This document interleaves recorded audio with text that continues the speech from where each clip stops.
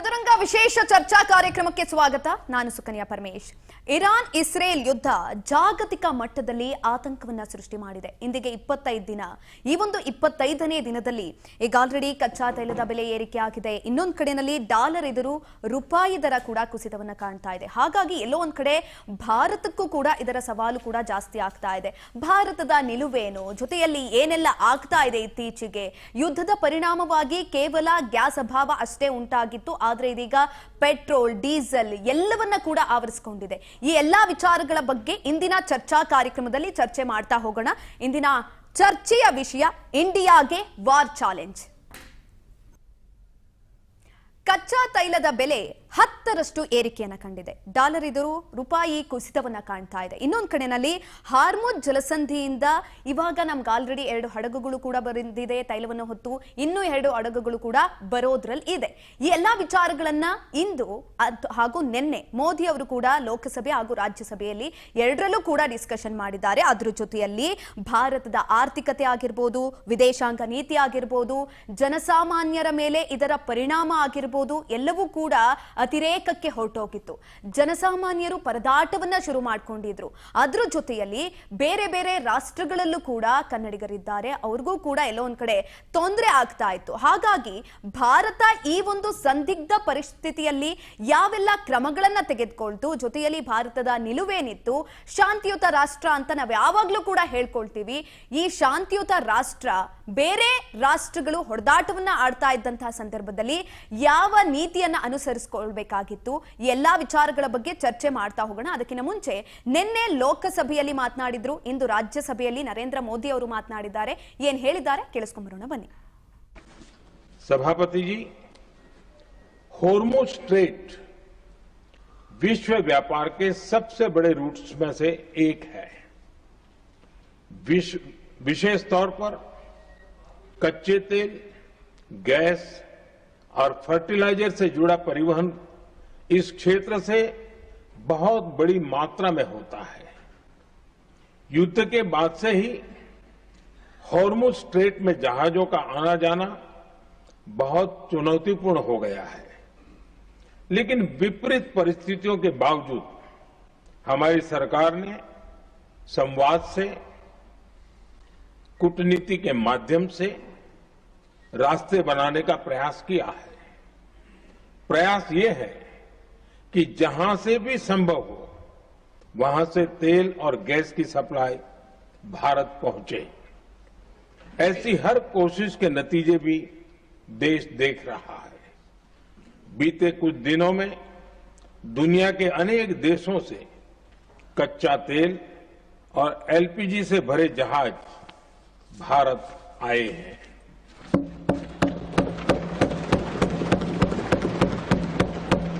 इस दिशा में हमारे प्रयास आने वाले दिनों में भी जारी रहेंगे.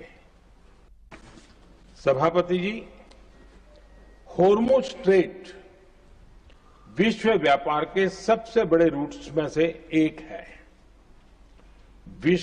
विशेष तौर पर कच्चे तेल, गैस और फर्टिलाइजर से जुड़ा परिवहन इस क्षेत्र से बहुत बड़ी मात्रा में होता है. युद्ध के बाद से ही हॉर्मुज़ स्ट्रेट में जहाजों का आना जाना बहुत चुनौतीपूर्ण हो गया है. लेकिन विपरीत परिस्थितियों के बावजूद हमारी सरकार ने संवाद से, कूटनीति के माध्यम से रास्ते बनाने का प्रयास किया है. प्रयास ये है कि जहां से भी संभव हो वहां से तेल और गैस की सप्लाई भारत पहुंचे. ऐसी हर कोशिश के नतीजे भी देश देख रहा है. बीते कुछ दिनों में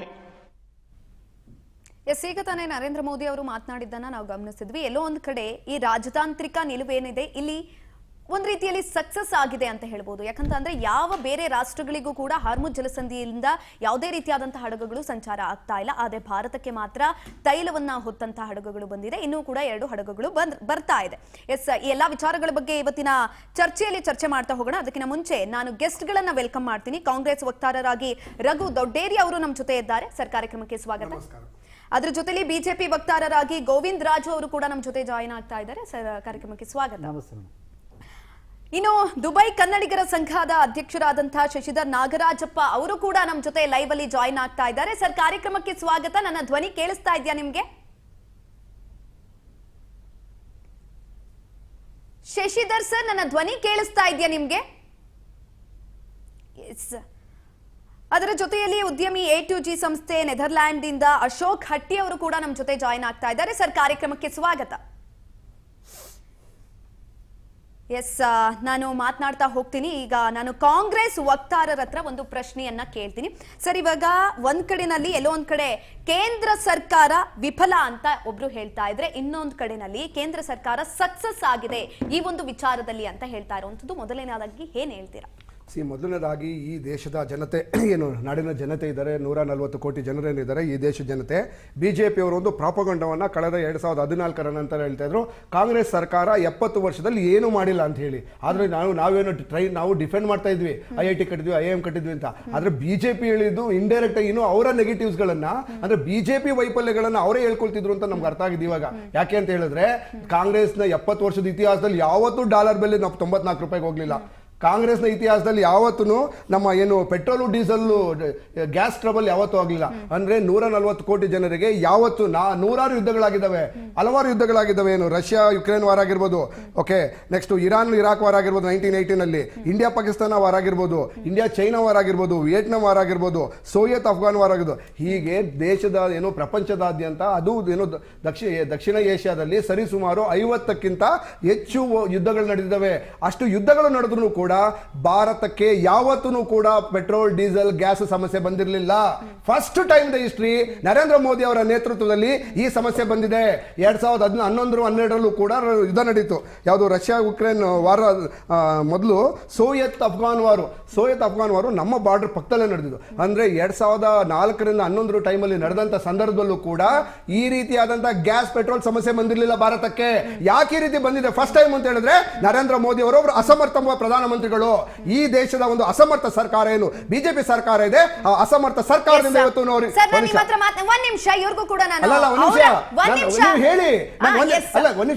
ಒಂದ್ ನಿಮಿಷ ಕಂಪ್ಲೀಟ್ ಮಾಡೋದಲ್ಲ, ನೀವು ಅರ್ಧ ಮಾಡೋದಾದ್ರೆ ಕೇಳಿಸ್ಕೊಳ್ಳಿ. ಓಕೆ, ಸೊ ನಾನು ಏನಕ್ಕೆ ಹೇಳ್ತಾ ಇದ್ದೀನಿ, ನಿಮ್ ಸಮಯ ನನಗೊಂದು 2 ಮಿನಿಟ್ಸ್ ಕೊಡಿ, ಅವ್ರಿಗೂ 2 ಮಿನಿಟ್ಸ್ ಕೊಡಿ, ಕ್ಲಾಕ್ ಹೇಳಿ, ನಾನು ತೊಂದರೆ ಇಲ್ಲ. ಓಕೆ, ನಿಮ್ ರಿಸ್ಟ್ರಿಕ್ಷನ್ 8-10 ನಿಮಿಷಕ್ಕೆ ಸ್ಟಾಪ್ ಮಾಡೋದಲ್ಲ. ಸೊ ಹಾಗಾಗಿ ಇನ್ನೊಂದು ಮಾತು ಹೇಳ್ತಾ ಇದ್ರು, ಭಾರತ ದೇಶದ ಇತಿಹಾಸದಲ್ಲಿ ಮೊದಲನೇ ಬಾರಿಗೆ ಹಿಂದೂ ದೇವಾಲಯಗಳಲ್ಲಿ ಪ್ರಸಾದ ಮಾಡೋದಿಕ್ಕೂ ಸಮಸ್ಯೆ ಆಗಿರ್ತಕ್ಕಂಥ ಒಂದು ಸಂದಿಗ್ಧ ಪರಿಸ್ಥಿತಿಗೆ ಕೊಂಡು ಬಂದಂತ ಕೆಟ್ಟ BJP ಸರ್ಕಾರ ಇವತ್ತು ಹಿಂದೂ ಭಾವನೆಗಳಿಗೆ ಒಂದು ಇದನ್ನು ತಂದಿದ್ದಾರೆ. ಅಂದ್ರೆ ಅಸಮರ್ಥ ಸರ್ಕಾರ ಇದೆ. ಈ ಸರ್ಕಾರಕ್ಕೆ ಯೋಗ್ಯತೆ ಇಲ್ಲ ನಡೆಸೋದಕ್ಕೆ. ಒಂದು ಕೇವಲ ವಾರದ ಒಂದು 10 ದಿನದಿಂದ ಹೇಳಿದ್ರು, ಮನೆ ಪ್ರಧಾನ ಇವರು ಜೈಶಂಕರ್ ಅವರು ಮತ್ತೆ ಪೆಟ್ರೋಲಿಯಂ ಖಾತೆ ಸಚಿವರು ಹೇಳ್ತಾರೆ, ಇಲ್ಲ ನಮಗೆ 76 ದಿನಗಳಿಗೆ ಬೇಕಾಗಿರ್ತಕ್ಕಂಥ ಗ್ಯಾಸ್ ಪೆಟ್ರೋಲ್ ಡೀಸೆಲ್ ಇದೆ. ಯಾಕೆ ಇವಾಗೆಲ್ಲ ಉಚ್ಚಾಡ್ಕೊಂಡು ಆ ಟೆನ್ಷನ್ ಯಾಕಾಗಿದೆ? ಅದನ್ನೇ ಇವತ್ತು ಹೇಳ್ತಾರೆ, ಕೇವಲ ಒಂದು ವಾರದಿಂದ ಕುಸಿತಕ್ಕೆ ಎಲ್ಲೊಂದ್ ಕಡೆ ಕೇಂದ್ರ ಸರ್ಕಾರದ ಆರ್ಥಿಕ ನೀತಿಗಳೇ ಕಾರಣ ಅಂತ ಅವರು ಕೂಡ ಹೇಳ್ತಿದ್ದಾರೆ. ಜೊತೆಯಲ್ಲಿ ಎಲ್ಲರೂ ಕೂಡ ಹೇಳ್ತಾ ಇರುವಂತದ್ದು ಏನ್ ಹೇಳ್ತೀರಾ ಮೇಡಮ್? ಇವತ್ತು ಯುದ್ಧ ನಡೀತಾ ಇರ್ತಕ್ಕಂಥದ್ದು ಭಾರತ ಮೇಲಲ್ಲ, ಯುದ್ಧ ನಡೀತಾ ಇರ್ತಕ್ಕಂಥದ್ದು ಇರಾನ್ ಮತ್ತೆ ಅಮೆರಿಕದಿಂದ ಪ್ರಪಂಚದ ನಾನಾ ದೇಶಗಳಿಗೆ ಇವತ್ತು ಸಾಕಷ್ಟು ಸಮಸ್ಯೆ ಆಗಿರ್ತಕ್ಕಂಥದ್ದು. ಅದರಲ್ಲೂ ಕೂಡ ಉತ್ತಮ ಆರ್ಥಿಕ ನೀತಿ ಮತ್ತೆ ರಾಜತಾಂತ್ರಿಕತೆಯಿಂದ ಇವತ್ತು ಸನ್ಮಾನ್ಯ ಮೋದಿಯವರ ನೇತೃತ್ವದಲ್ಲಿ ಇವತ್ತು ನಮ್ಗೇನು ಅನಿಲ ಸಪ್ಲೈ ಆಗಿರ್ಬೋದು, ಪೆಟ್ರೋಲ್ ಡೀಸೆಲ್ ಇರ್ಬೋದು, ಅದನ್ನ ಬೇರೆ ದೇಶಕ್ಕೆ ಕಂಪೇರ್ ಮಾಡಿದ್ರೆ ಭಾರತಕ್ಕೆ ಎಷ್ಟು ಬೇಕಷ್ಟು ಮ್ಯಾಕ್ಸಿಮಮ್ನ ತರಿಸ್ಕೊಳ್ಳೋದಕ್ಕೆ ಎಲ್ಲ ಒಂದು ರಾಜತಾಂತ್ರಿಕ ನೀತಿಗಳನ್ನ ಉಪಯೋಗಿಸಿ ಇವತ್ತು ಸ್ಟ್ರೈಟ್ ಆಫ್ ಹಾರ್ಮೋಸ್ ಅಲ್ಲಿ ಎಷ್ಟೆಲ್ಲ ಸಮಸ್ಯೆಗಳಿದ್ರು ಇವತ್ತು ಕೂಡ ಎರಡು ಹಡಗುಗಳನ್ನ ಫೈನ್ ಗ್ಯಾಸ್ ಮತ್ತೆ ಜಗ್ವಸ್ ಅಂತ ಹಡಗುಗಳನ್ನ ರಿಲೀಸ್ ಮಾಡಿಸ್ಕೊಂಡು ಇನ್ನ 27ನೇ ತಾರೀಕು ರೀಚ್ ಆಗ್ತವೆ ಅಂತ ಹೇಳ್ಬಿಟ್ಟು ಇವತ್ತು ಸಂಜೆ ಬಂದಿರತಕ್ಕಂಥ ಮಾಹಿತಿ. ಕಾಂಗ್ರೆಸ್ನವ್ರು ಇವತ್ತು ಇಡೀ ಪ್ರಪಂಚದ ಸಮಸ್ಯೆ ಬಗ್ಗೆ ಅರ್ಥ ಮಾಡ್ಕೊಂಡು ದೇಶದ ಜೊತೆ ನಿಲ್ಲೋ ವಿಚಾರ ಬಿಟ್ಬಿಟ್ಟು ಇವತ್ತು ದೇಶದ ಒಳಗಡೆ ಎಲ್ಲೋ ಒಂದ್ ಕಡೆ ಒಂದು ಜನರಲ್ಲಿ ಒಂದು ಗೊಂದಲ ರೀತಿಯಲ್ಲಿ ಮೂಡೋ ರೀತಿಯಲ್ಲಿ ಇವತ್ತು ಮಾತುಗಳನ್ನ ಎಸಿತಾ ಇದ್ದಾರೆ. ಇವತ್ತು ನಾನು ದೇಶದ ಪರವಾಗಿ ಇರಂಗಿದ್ರೆ ಇವತ್ತು ಕೇಂದ್ರ ಸರ್ಕಾರಕ್ಕೆ ಸಲಹೆನ ಕೊಟ್ಟು ಈ ರೀತಿ ನಡ್ಕೊಳ್ಳಿ ಅಂತ ಒಂದು ಹೇಳುವಂತ ಕೆಲಸ ಇವತ್ತು ಕಾಂಗ್ರೆಸ್ ಇಂದ ಆಗಿರ್ಬೋದು, ವಿರೋಧ ಪಕ್ಷಗಳಿಂದ ಆಗ್ಲಿ ಇಲ್ಲಿವರೆಗೂ ಮಾಡುವಂತ ಕೆಲಸಗಳೇ ಮಾಡ್ತಾ ಇಲ್ಲ. ನೇರವಾಗಿ ಏನಂದ್ರೆ ಜನರಲ್ಲಿ ಸಮಸ್ಯೆಗಳನ್ನ ಹುಟ್ಟಾಕುವಂಥದ್ದು, ಇವತ್ತು ಬ್ಲಾಕ್ ಮಾರ್ಕೆಟ್ ಸೃಷ್ಟಿಯಾಗಿರ್ತಕ್ಕಂಥದ್ದು ಇವತ್ತು ಕಾಂಗ್ರೆಸ್ಸಿನ ಒಂದು ಮನಸ್ಥಿತಿಯಿಂದಲೇ. ಇವತ್ತು ಎಲ್ಲ ಒಂದ್ ಕಡೆ ಇರ್ತಕ್ಕಂಥ 1,000 ರೂಪಾಯಿ ಕೊಟ್ರೆ ಗ್ಯಾಸ್ ಸಿಗ್ಬೇಕಾದ್ರೆ ಅಲ್ಲ, ಒಂದ್ ನಿಮಿಷ ಮೇಡಮ್, 3,000 ರೂಪಾಯಿ ಕೊಟ್ರೆ ಸಿಗುತ್ತೆ. ರಾಜ್ಯ ಸರ್ಕಾರಗಳಿಗೆ ನೀವು ಸರಿಯಾಗಿ ಡಿಸ್ಟ್ರಿಬ್ಯೂಟ್ ಮಾಡ್ತಾ ಇದ್ದೀರಾ? ನಾನು ಇದ್ರ ಬಗ್ಗೆ ಮಾತನಾಡ್ತಾ ಹೋಗ್ತೀನಿ. ನಾನು ಈಗ ತಾನೇ ನಮ್ಮ ಜೊತೆ ಜಾಯಿನ್ ಆಗಿರುವಂತಹ ಆರ್ಥಿಕ ತಜ್ಞರಾದಂತಹ ಅನಿಲ್ ಭಾರದ್ವಾಜ್ ಸರ್ನ ಕಾರ್ಯಕ್ರಮಕ್ಕೆ ಸ್ವಾಗತ ಮಾಡ್ಕೊಳ್ತೀನಿ. ಸರ್, ಕಾರ್ಯಕ್ರಮಕ್ಕೆ ಸ್ವಾಗತ. ಸರ್, ಮೊದಲನೇದಾಗಿ ಎಲ್ಲೋ ಒಂದ್ ಕಡೆ ಭಾರತಕ್ಕೆ ಪ್ಯೂರ್ಲಿ ಎಕನಾಮಿಕ್ ಕ್ರೈಸಿಸ್ ಅಥವಾ ಈ ಸ್ಟ್ರಾಟಜಿಕ್ ಚಾಲೆಂಜ್ ಅನ್ನೋದೇನಿದೆ ಅದೇನಾದ್ರೂ ಎದುರಾಗ್ತಾ ಇದೆಯಾ? ನೋಡಿ, ಎಲ್ಲ ರಾಜ್ಯದ ರಾಜ್ ನ್ಯೂಸ್ ವೀಕ್ಷಕರಿಗೆ ನನ್ನ ನಮಸ್ಕಾರಗಳು. ಮೇಡಮ್, ಮುಖ್ಯವಾಗಿ ನಾವೇನು ನೋಡಬೇಕು ಅಂತಂದರೆ, ಇವತ್ತು ಅಮೇರಿಕಾ ಇಸ್ರೇಲ್ ಜೊತೆಗೂಡಿ ಇರಾನ್ ಮೇಲೆ ಏನು ಯುದ್ಧವನ್ನು ಮಾಡಿದೆ, ಆ ಯುದ್ಧ ಇಡೀ ಗಲ್ಫ್ ದೇಶಗಳ ಆದ್ಯಂತ ಅದು ಪಸರಿಸಿದೆ. ಬರೀ ಯುದ್ಧನೇ ಆಗಿಲ್ಲ, ಅಲ್ಲಿ ಯುದ್ಧಗಳ ಪರಿಣಾಮಗಳು ನಾವು ನೋಡಬೇಕಾಗಿದೆ. ಯಾವಾಗ ಇಸ್ರೇಲ್ ಅವರು ಇರಾನ್ ಅವರ ತೈಲ ಬಾವಿಗಳಿಗೆ, ತೈಲ ನಿಕ್ಷೇಪಗಳಿಗೆ, ತೈಲ ಸಂಸ್ಕರಣಾ ಘಟಕಗಳಿಗೆ ಅವರು ದಾಳಿಯನ್ನು ಮಾಡಿದ್ರು, ಅದೇ ರೀತಿಯಾಗಿ ಇರಾನ್ ಅವರು ಒಂದು ಲಗಾಮಿಲ್ಲದೆ ಇರುವಂಥ ಒಂದು ದೇಶ ಆಗಿದೆ. ಯಾತಕ್ಕೆ ಅಂತಂದರೆ, ಮೊದಲನೇ ದಿವಸನೇ ಯುದ್ಧ ಆಗಿದ್ದು ಮೊದಲನೇ ದಿವಸನೇ ನಾಯಕನ್ನು ಹೊಡೆದಾಕಾದ್ಮೇಲೆ, ಸತತವಾಗಿ ಎಲ್ಲ ನಾಯಕರನ್ನು ಹೊಡೆದಾಕಾದ್ಮೇಲೆ ಅವರು ಈ ಮೊಸಾಕ್ ಡಿಫೆನ್ಸ್ ಡಾಕ್ಟ್ರಿನ್ ಏನಿದೆ ಅಂತಂದರೆ, ಇರಾನಲ್ಲಿರುವಂಥ 31 ಪ್ರಾವಿನ್ಸ್ಗಳಲ್ಲೂ 31 IRGC ಸಪ್ರೇಟ್ ಯೂನಿಟ್ಗಳಿದೆ. ಅವರು ತಮ್ಮದೇ ಆದಂಥ ಒಂದು ನಾಯಕನ ಇಲ್ಲದೆ ಇರುವಂಥ ಒಂದು ಹೋರಾಟವನ್ನು ಮಾಡ್ತಾ ಇದ್ದಾರೆ.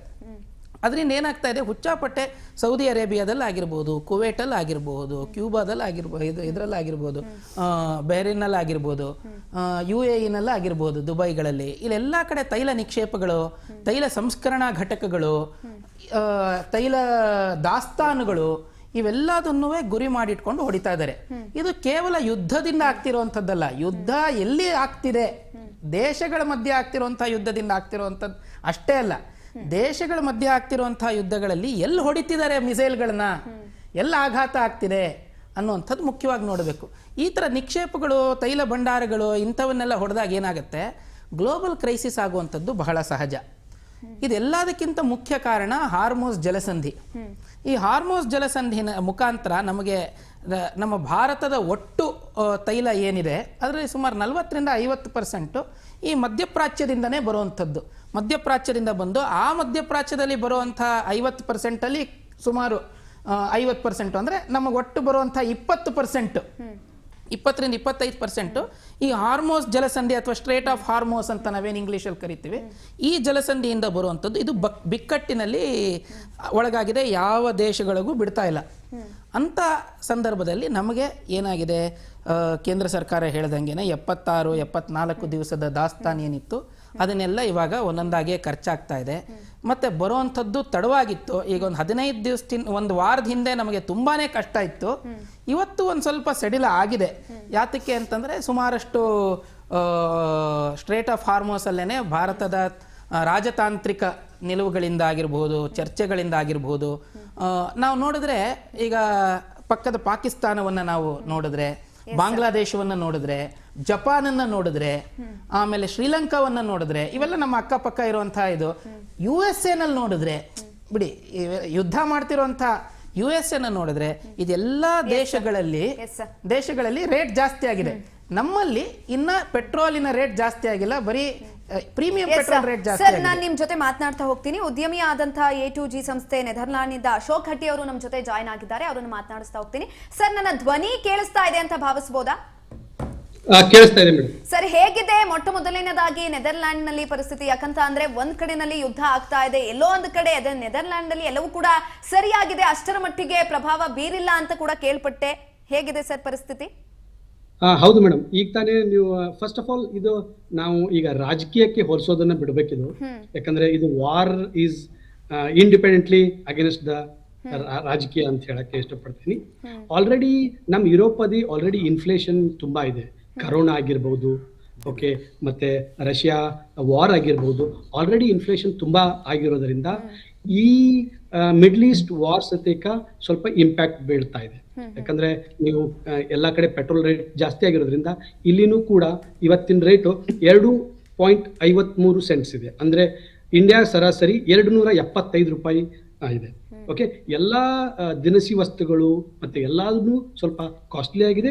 ಮತ್ತೆ already most of the peoples are saying okay, ನೀವು ಒಂದು 2 ತಿಂಗಳಾಗುವಷ್ಟು ಸೇವ್ ಮಾಡಿ ಇಟ್ಕೊಳ್ಳಿ, ಯಾಕಂದ್ರೆ ಈ ಯುದ್ಧದ ಪರಿಣಾಮ ಏನಾಗುತ್ತೆ ಅನ್ನೋದನ್ನ ಇನ್ನು ಹೇಳ್ತಾ ಇಲ್ಲ. ಅದಕ್ಕೆ ಯುರೋಪಲ್ಲಿ ಆಲ್ರೆಡಿ ಇನ್ಫ್ಲೇಷನ್ ಸರ್ ನಿಮ್ಮ ಧ್ವನಿ ಜಾಸ್ತಿ ಆಗಿರೋದ್ರಿಂದ ಈ 3-4 ವರ್ಷದಲ್ಲಿ ಈ ಯುದ್ಧದ ಹೊಡೆತನು ಸ್ವಲ್ಪ ಜನಸಾಮಾನ್ಯರಿಗೆ ಸ್ವಲ್ಪ ತೊಂದರೆ ಆಗುತ್ತೆ ಮೇಡಮ್. ನೋಡಿ ನಮ್ಮ ಮಿತ್ರರು ಓಕೆ, ಎಸ್ ಸರ್, ನಾನು ನಿಮ್ಮ ಹತ್ರ ಮಾತನಾಡ್ತೀನಿ. ಅದಕ್ಕಿಂತ ಮುಂಚೆ ದುಬೈ ಕನ್ನಡಿಗರ ಸಂಘದ ಅಧ್ಯಕ್ಷರಾದಂತಹ ಶಶಿಧರ್ ನಾಗರಾಜಪ್ಪ ಸರ್ನ ನಾನು ಮಾತನಾಡಿಸ್ತಾ ಹೋಗ್ತೀನಿ.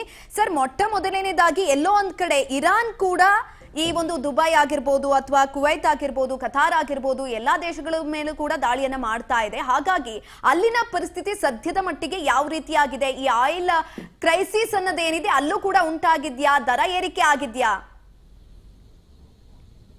ನಮಸ್ಕಾರ ಎಲ್ರಿಗೂ. ಇಲ್ಲ, ಇಲ್ಲಿ ದುಬೈನ ಪರಿಸ್ಥಿತಿ ಹೇಳೋದಾದ್ರೆ ಮೇಡಮ್, ನಮ್ಗೆ ಇವಾಗ ಪ್ರಮುಖವಾಗಿ ಯೋಚನೆ ಇರೋದು ಅಂತಂದ್ರೆ ನಮ್ಮ ಓಡಾಟದ ಬಗ್ಗೆ ಬಿಟ್ರೆ ಇಲ್ಲಿ ನಮ್ಮ ಸೇಫ್ಟಿ ಯಾವ್ದು ಪ್ರಾಬ್ಲಮ್ ಇಲ್ಲ. ಡೈಲಿ 15, 20, 30 ಮಿಸೈಲ್ಸ್ ಬರ್ತಾ, ಡ್ರೋನ್ಸ್ ಬರ್ತಾ ಇದೆ, 4-5 ಬ್ಯಾಲಿಸ್ಟಿಕ್ ಮಿಸೈಲ್ಸ್ ಬರ್ತಾ ಇದೆ. ಬಂದ್ರು ಕೂಡ ಇಷ್ಟು ದಿನ ಆದ್ರೂ ಕೂಡ ನಮ್ಗೆ ಯಾವುದೇ ಒಂದು ಆತಂಕ ಇಲ್ಲ. ಯಾಕೆಂದ್ರೆ UAE ಡಿಫೆನ್ಸ್ ಸಿಸ್ಟಮ್ ಅಷ್ಟು ಬ್ಯೂಟಿಫುಲ್ ಆಗಿ ವರ್ಕ್ ಮಾಡ್ತಾ ಇದೆ. ಯಾವ್ದು ಬಂದ್ರು ಕೂಡ ಅದನ್ನ ನ್ಯೂಟ್ರಲೈಸ್ ಮಾಡ್ತಾ ಇದ್ದಾರೆ. ಸೊ ಹಂಗಾಗಿ ನಮ್ಗೆ ಭಯದ ವಾತಾವರಣ ಇಲ್ಲ. ಬಟ್ ಅಫ್ಕೋರ್ಸ್ ನಮ್ಗೆ ಪೆಟ್ರೋಲಿಯಂ ಪ್ರೈಸ್ ಏನಿನ್ನೂ ಜಾಸ್ತಿ ಆಗಿಲ್ಲ ಇಲ್ಲಿ. ಯಾವ ಯುದ್ಧಕ್ಕಿಂತ ಮುಂಚೆ ಎಷ್ಟಿತ್ತು ಅಷ್ಟೇನೆ ಇದೆ. ಅದಲ್ಲದೆ ನಮ್ಗೆ ಅಗತ್ಯವಾದ ಬೆಲೆಗಳದ್ದು ಖಂಡಿತ ಜಾಸ್ತಿ ಆಗಿದೆ. ಯಾಕೆಂದ್ರೆ ಸಿ ರೂಟ್ ಕ್ಲೋಸ್ ಆದಾಗ ಏರ್ ಕಾರ್ಗೋದಲ್ಲಿ ಬಹಳಷ್ಟು ಬರುತ್ತೆ, ತರಕಾರಿಗಳಲ್ಲಿ, ಹಣ್ಣುಗಳಲ್ಲಿ. ನಿಮ್ಗೆಲ್ಲ ಗೊತ್ತಿರೋಂಗೆ UAE ನಲ್ಲಿ ಎಲ್ಲದನ್ನು ಕೂಡ ಇಂಪೋರ್ಟ್ ಮಾಡ್ಲೇಬೇಕು. ಇಲ್ಲಿ ಯಾವ್ದನ್ನು ಬೆಳೆಯೋದಿಲ್ಲ. ಹಂಗಾಗಿ ಬೆಲೆ ದರ ಈಗ ಜಾಸ್ತಿ ಆಗ್ತಾ ಇದೆ. ಬಟ್ ಆದ್ರೆ ನಾರ್ಮಲೈಸ್ ಆಗಿದೆ. ದುಬೈ ಅಲ್ಲಿರೋರಿಗೆ ಒಂದು ಹೇಳೋದಕ್ಕೆ ಇಚ್ಛೆ ಪಡ್ತೀನಿ, ದುಬೈನಲ್ಲಿ ಯಾವುದೇ ತರಹದ ಅನಾಹುತಗಳಾಗಿಲ್ಲ. ಸೊ ಮಿಸೈಲ್ ಬಂದಾಗ ಅಥವಾ ಡ್ರೋನ್ ಬಂದಾಗ ಅದಕ್ಕೇನ್ ಹಿಟ್ ಮಾಡ್ತಾರಲ್ಲ, ಅವಾಗ ಡೆಬ್ರಿಸ್ ಕೆಳಗ್ ಬೀಳುತ್ತೆ. ಅದು ಒಬ್ಬ ಕಾರ್ ಮೇಲೆ ಬಿದ್ದು ಒಬ್ಬ ತೀರ್ಕೊಂಡಿದ್ದಾನೆ. ಅದು ಅಲರ್ಟ್ ಇರುತ್ತೆ ನಮ್ಗೆ 7 ನಿಮಿಷ ಮುಂಚೆನೆ ಕ್ಲಿಯರ್ ಆಗಿ ಅಲರ್ಟ್ ಬರುತ್ತೆ. ನಾವೆಲ್ಲರೂ ಶೆಲ್ಟರ್ ಅಲ್ಲಿ ಇರ್ಬೇಕಂದ್ರೆ you be inside the home ಅಂತ ಅಷ್ಟೇನೆ, ಇನ್ನೇನಿಲ್ಲ. ಸೊ ಅದಿಲ್ಲ ಅಂತಂದ್ರೆ ಈ ರೀತಿ ಒಂದು ಅವಘಡ ಆಗುತ್ತೆ. ಅಷ್ಟು ಬಿಟ್ರೆ ನಾವು ಸೇಫ್ ಆಗಿದ್ದೀವಿ. ಊರಲ್ಲಿರೋ ಯಾರು ಚಿಂತೆ ಮಾಡೋಗತ್ತೆ ಇಲ್ಲ. ಇಲ್ಲಿ ಹೋಟೆಲ್ಸ್ ವರ್ಕ್ ಆಗುತ್ತೆ, ಮಾಲ್ಸು, ರೆಸ್ಟೋರೆಂಟ್ಸು ಎಲ್ಲದೂ ಕೂಡ ವರ್ಕಿಂಗ್ ಇದೆ. ಮೆಟ್ರೋ, ಏರೋಪ್ಲೇನ್ ಎಲ್ಲ ವರ್ಕಿಂಗ್ ಇದೆ. ಎಮಿರೇಟ್ಸ್ ಇಂದ ದಿನಾನು ಕೂಡ ಏರೋಪ್ಲೇನ್ಸ್ ಇವಾಗ್ಲೂ ಕೂಡ ಓಡಾಡ್ತಾ ಇದ್ದಾವೆ. ಸೊ ಇಂಥ ಒಂದು ಪರಿಸ್ಥಿತಿ ದುಬೈನಲ್ಲಿದೆ. ಬಟ್ ಅದೇ ಎಲ್ಲರಿಗೂ ಇದ್ದಂಗೆ ಆತಂಕ, ಲಾಂಗ್ ಟರ್ಮ್ ಎಫೆಕ್ಟ್ ಇದು ಏನಾಗ್ಬೋದು ಅನ್ನೋದು ನಮಗೂ ಕೂಡ ಆತಂಕ ಇದ್ದೇ ಇದೆ. ಎಸ್ ಸರ್, ನಾನು ನಿಮ್ಮನ್ನು ಮಾತನಾಡಿಸ್ತೀನಿ ಮತ್ತೆ. ಸರ್, ಇದೀಗ ನಾನು ಬಿಜೆಪಿ ವಕ್ತಾರರ ಹತ್ರ ಒಂದು ಪ್ರಶ್ನೆಯನ್ನು ಕೇಳ್ತೀನಿ.